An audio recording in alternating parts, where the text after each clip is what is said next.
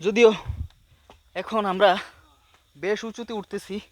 এটা কিন্তু আমি একটু দেখাই, এদিক দিয়ে সার উঠতেছে, আর এইখানে যে গাছটা বিশাল বড় একটা গাছ, সেগুন গাছ। এত বড় সেগুন গাছ আমি আমার লাইফে দেখিনি। কিন্তু এইটা এখানে যত ধরনের গাছ দেখেছি তার মধ্যে সব থেকে বড় মনে হয়েছে এই গাছটি, প্রচণ্ড বড়।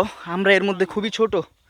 আমি দেখাই স্যার, এই যে উঠতেছেন উনি, এখানে দেখেন গাছের গোড়া পর্যন্ত উনি, বাকিটা গাছ রয়েই গেছে।